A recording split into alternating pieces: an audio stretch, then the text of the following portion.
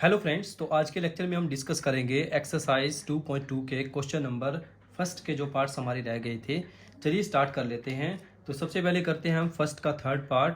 हमारे पास इक्वेशन है 6x² - 3 - 7x। इसमें हमने क्या करना है, सबसे पहले हमें इसमें रिलेशन बनाना है, जीरोस भी निकालने हैं और कोफिशिएंट्स का और जो हमारे पास रिलेशन होता है जीरोस के बीच का उसको हमने प्रूव करके भी दिखाना है। तो कैसे करेंगे, सबसे पहले इसको हम रिफ्रेश करके लिख लेते हैं थोड़ा सा। 6x², इस 7x को हम आगे लिख लेते हैं और 3 को पीछे लिख लेते हैं। अब क्या करेंगे, सबसे पहले हम इनके फैक्टर्स बनाएंगे। देखिए फैक्टर्स कैसे बनेंगे, 6 3 जा 18, तो हमारे पास मल्टीप्लाई करके 18 आना चाहिए और प्लस माइनस करके हमारे पास आना चाहिए माइनस का 7। तो ऐसे हमारे पास दो फैक्टर होते हैं, 6x² - 9x प्लस 2x - 3। देखिए 9 में से 2 माइनस करेंगे तो 7 आएगा और 9 2 जा 18। तो ये बहुत ही आसानी से हम निकाल लेंगे। अब देखिए इन दोनों में से कॉमन क्या आएगा, एक तो देखिए 6 और 9 जो है वो 3 के टेबल पे जाएंगे तो 3 कॉमन आएगा और दूसरा दोनों में x भी है तो x भी कॉमन आएगा। 3 2 जा 6, 2 के साथ x आ जाएगा और 3 3 जा 9। इन दोनों में से कुछ भी कॉमन नहीं आए तो हमारे पास लिख लेंगे इसमें से 1। जिस भी टर्म्स में से आपके पास कुछ भी कॉमन ना आए तो उसमें से आप एक जरूर कॉमन लिख के, ठीक है।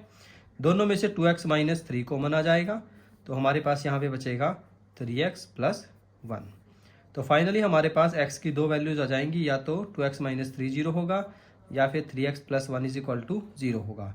तो यहाँ से 2x = 3 हो जाएगा क्योंकि ये माइनस का 3 है, उधर जाके प्लस को जाएगा तो x की वैल्यू आ जाएगी हमारे पास 3/2।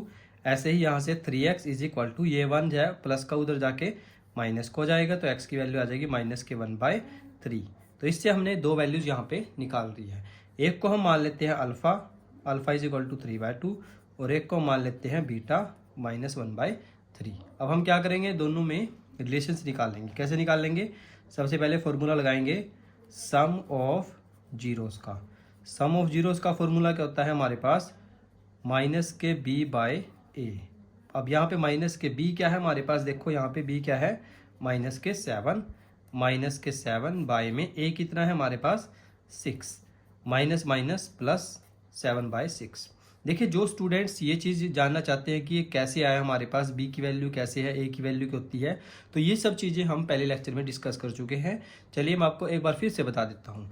जो x² का कोफिशिएंट है वो a होता है, जो x का कोफिशिएंट होता है वो b होता है और जो कांस्टेंट टर्म होती है उसे हम बोलते हैं c। ठीक है दोस्तों, ऐसे ही हम निकाल लेते हैं product of zeros. Product of zeros का फॉर्मूला होता है c/a। c हमारे पास है -3 और a हमारे पास है 6। दोनों की सोल्व करो इसको, 3 एकम 3 और 3 2 जा 6 तो -1/2।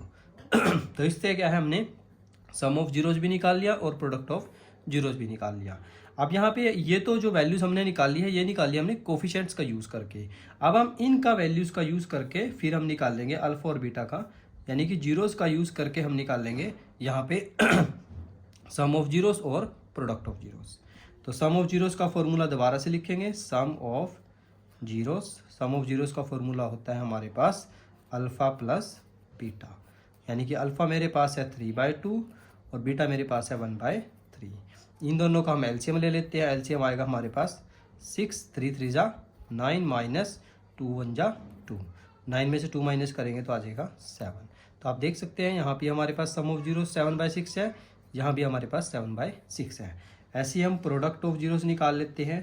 Product of zeros, product of zeros का फॉर्मूला होता है अल्फ़ा बीटा। अल्फ़ा कितना है हमारे पास 3/2 और बीटा कितना है हमारे पास -1/3। ये 3 से 3 कैंसिल हो जाएगा तो ऊपर आ जाएगा हमारे पास -1 और नीचे आ जाएगा हमारे पास 2। तो इस वीडियो में हमने बहुत ही आसानी से ये चीज़ समझ ली है। जो फर्स्ट का थर्ड पार्ट था उसको हमने सिंप्लीफाई किया है। आप देख सकते हैं यहाँ पे प्रोडक्ट ऑफ जीरोस और ये भी प्रोडक्ट ऑफ जीरोस दोनों जो है सेम है। चलिए अब स्टार्ट कर लेते हैं फर्स्ट का फोर्थ पार्ट।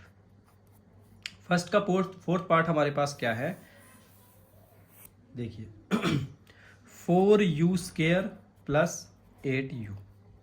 अब देखिए इस टर्म में आपके पास क्या है, आपके पास कांस्टेंट वैल्यूज नहीं गिवन है। आपके पास जो है u के साथ जो स्केयर है, यानी कि आपके पास u² का कोफिशिएंट है 4 और u का कोफिशिएंट है 8। आपके पास इसमें कांस्टेंट टर्म नहीं गिवन है। तो ऐसी कंडीशन में आपको सिंपलीफाई करने के लिए अगर आप लेना चाहते हैं तो साइड में 0 ले सकते हैं, अदरवाइज ये बिना 0 के भी सॉल्व हो जाएगा। तो कैसे करेंगे देखिए, इन दोनों में से हम कॉमन क्या लेंगे, 4u। दोनों में से कॉमन क्या आएगा, 4u। 4 बाहर आ गया, एक u अंदर जाएगा, प्लस 4 2 ज़ा 8।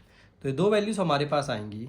इसमें से या तो 4u की वैल्यू 0 होगी या फिर u प्लस 2 0 होगा। यहाँ से हमारे पास u की वैल्यू 0 आएगी और यहाँ से u की वैल्यू आएगी -2। तो u की दो वैल्यूज आ जाती है, एक आती है हमारे पास 0, एक आती है -2। इसको हम मान लेते हैं अल्फ़ा और इसको हम मान लेते हैं बीटा। अल्फ़ा और बीटा हमने निकाल लिए।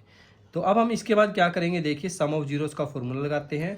सम of zeros, sum of zeros का फॉर्मूला होता है माइनस के b बाय a। b कितना है हमारे पास -8 और a कितना है 4। तो 4 2 ज़ा 8, दैट इज -2। सेम ऐसे ही हम प्रोडक्ट ऑफ जीरोस का फॉर्मूला लगाएंगे। Product of zeros, product of zeros का फॉर्मूला होता है c बाय a। c कितना है हमारे पास 0। c 0 इसलिए क्योंकि इसमें c की वैल्यू हमारे पास नहीं है, इसलिए हम c को क्या लेके चलेंगे 0, और a हमारे पास है 4। 0 बाय समथिंग दैट इज 0। तो सम ऑफ जीरोस भी हमने निकाल लिया, प्रोडक्ट ऑफ जीरोस भी हमने निकाल लिया। अब इसको वेरीफाई करने के लिए हम क्या करेंगे, जो जीरोस हमने निकाली थी ये वाली दोनों, इनका यूज़ करके हम वैल्यूज़ को निकालेंगे, सम ऑफ जीरोस को भी और प्रोडक्ट ऑफ जीरोस को भी। तो सम ऑफ जीरोस निकाल लेते हैं। Sum of zeros, sum of zeros का फॉर्मूला क्या होता है, अल्फ़ा प्लस बीटा। अल्फ़ा हमारे पास है 0, बीटा हमारे पास है -2। तो 0 में से 2 माइनस करेंगे तो -2 आएगा। ऐसे ही हम निकाल लेते हैं product of zeros. Product of zeros का फॉर्मूला क्या होता है, अल्फ़ा डॉट बीटा। अल्फ़ा कितना है हमारे पास 0, बीटा कितना है -2। 0 के हम किसी भी नंबर से मल्टीप्लाई करते हैं तो हमारे पास क्या आता है 0। तो आप देख सकते हैं सम ऑफ जीरोस हमारे पास -2, यहाँ भी -2, प्रोडक्ट ऑफ जीरोस 0 और यहाँ पे भी 0। तो ये वीडियो में आपने बहुत ही अच्छे से समझ लिया है कैसे हम सम ऑफ जीरोस और प्रोडक्ट ऑफ जीरोस और कोफिशिएंट्स के बीच में रिलेशन किस हिसाब से निकाल सकते हैं, ये हमने बहुत अच्छे से आज समझ लिया है। तो पढ़ाई करते रहिए दोस्तों, तब तक के लिए थैंक यू।